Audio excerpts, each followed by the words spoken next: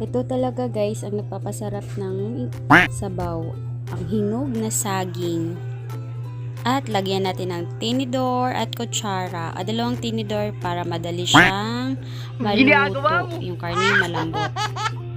Hi guys!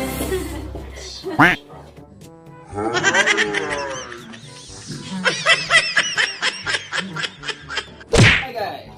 Sa episode na to, magluluto tayo na Hi guys! Laulang baboy with saging. At saka meron pa tayong ice cream pang Himagas. Meron pa! At saka Pinya. Yay! Let's go guys! Good!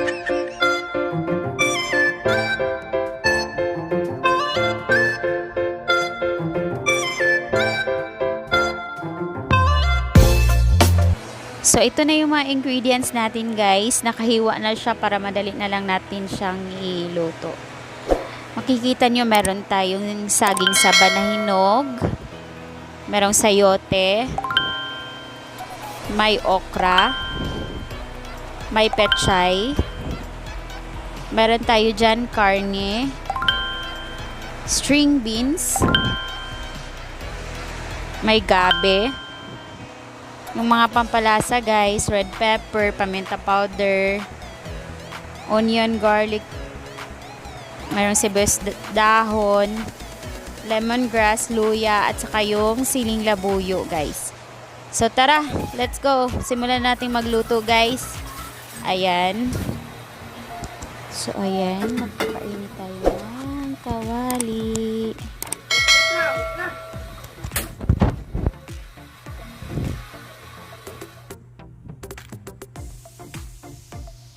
Lagyan natin ng konting mantika.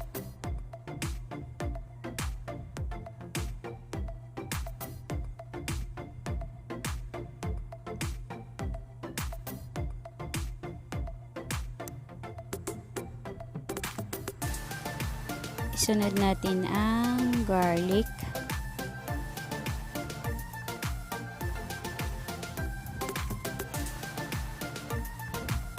Garlic, pampabango ng kilikili. Charot.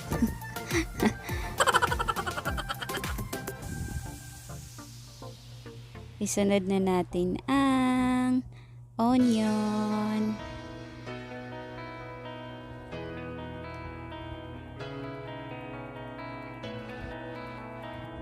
Igisa lang natin siya ng konti, guys. Ilagay natin ang karne.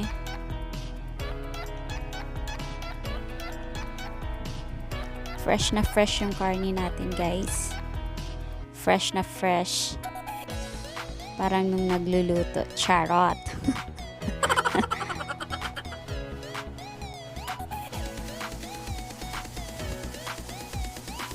Ayan. So, igisa lang natin siya hanggat sa maging brown at lumabas yung konting mantika, yung natural oil niya guys.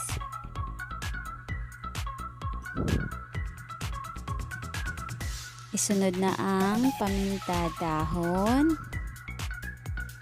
Sabay-sabay na siya nung powder at saka liso.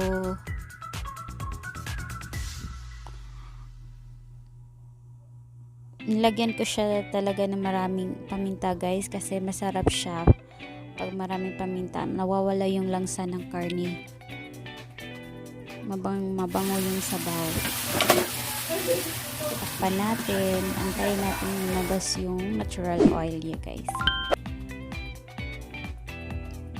Dagdagan ng water. Maraming water kasi sabaw to guys.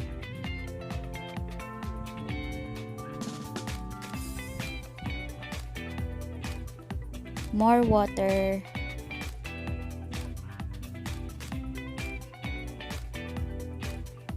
More water. Kasi nagpapagatas tayo guys. Char. Lagyan ng luya.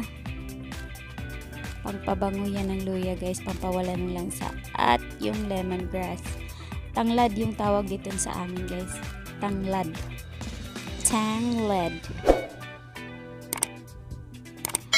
Sunod na din ang gabi, guys.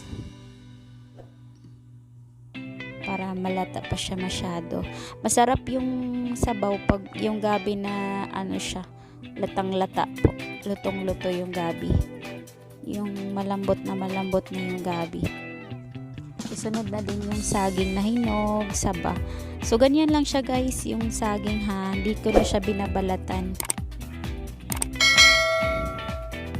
Kasi sabi nila yung sustansya daw andyan sa balat ng saging. Pakuluin lang siya, guys. Ayan. I-check natin. So, isunod na rin yung sayote. Ako, guys, mas prefer ko yung malambot yung sayote. Ganun din yung mga bata ko, guys. Kumakain sila ng sayote pag lutong-luto, yung malambot. Masarap din yung sabaw. Antayin lang natin siya, guys, sana kumulo. Ginagawa mo? Ito, guys, sikreto ko to, guys. Sabi nila pag nilalagyan siya ng fork or kaya yung spoon, tinir or kutsara, mas nakadagdag siya ng init ng kaya madaling maluto yung karne, madali siyang lumambot pag nilagyan daw ng ganun. Sabi lang nila, guys, natutunan ko lang din siya. Takpan natin. Antayan lang natin siya guys, kumulo mga 10 to 15 minutes para malambot yung karne. So, ayan. Wow!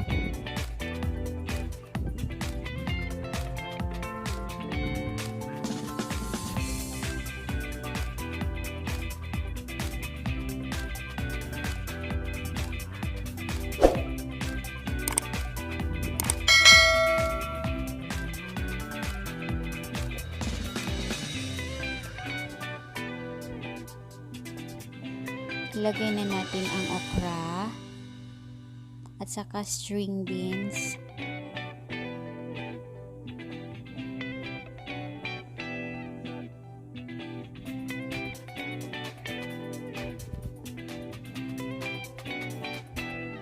Sunod na din ang sili na buyo para may pangpaanghang, guys. Kailangan talaga sa sabaw maraming pampalasa, yung maraming lamas para masarap. Parang sa pagmamahal, guys, dapat maraming pagsubok or kaya lamas ng pag-ibig, char, para masarap. Ganern.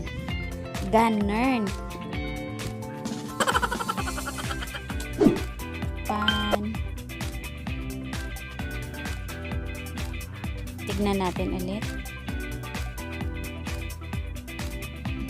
Wow! Ayan. Parang luto na siya, guys. Pero, kulang pa din siya. Gusto ko yung malambot pa. Tcharan!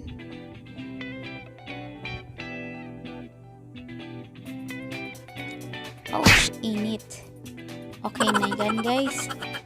So, lagyan natin ng kunting asin. Huwag damihan ng asin, guys, para hindi maalat, ha. Konti-konti lang. Pwede mo naman siyang dagdagan kung kulang. Ilagay na din yung sibuyas dahon. Yan, masarap yan, guys. Mabango yung sabaw. Gusto ko yung kapag nilalagayan siya, yung ihahain mo na siya para hindi siya masyadong malata. Tapos yung last na ilalagay natin is yung pechay. Kasi yung pechay madaling maluto. So dapat pag ilagay mo siya, yung malapit na natin siyang ihain. Kagaya nung sa guys, sibuyas dahon. So ayan, pakuluin ng konti. Tapos Wow!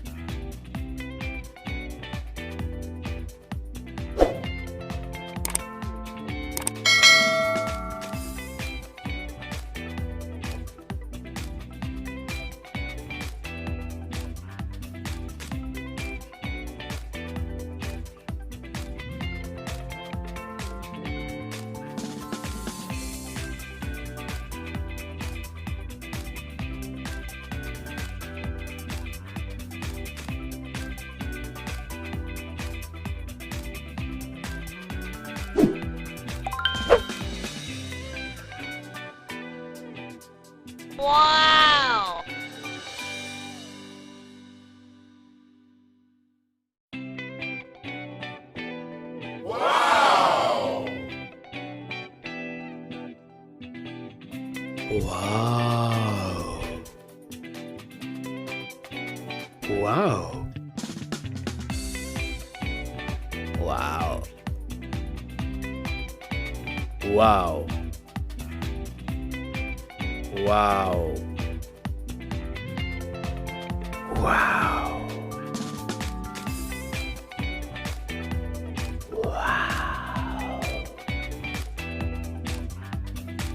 Wow. Ulitin.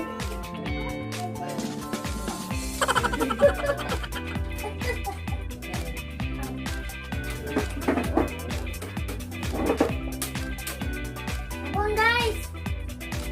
Yes, hapon guys.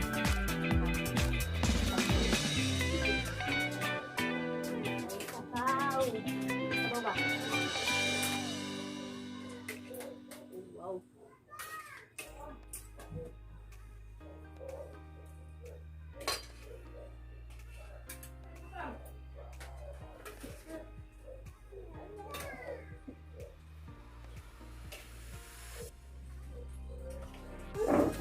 Ginagawa mo.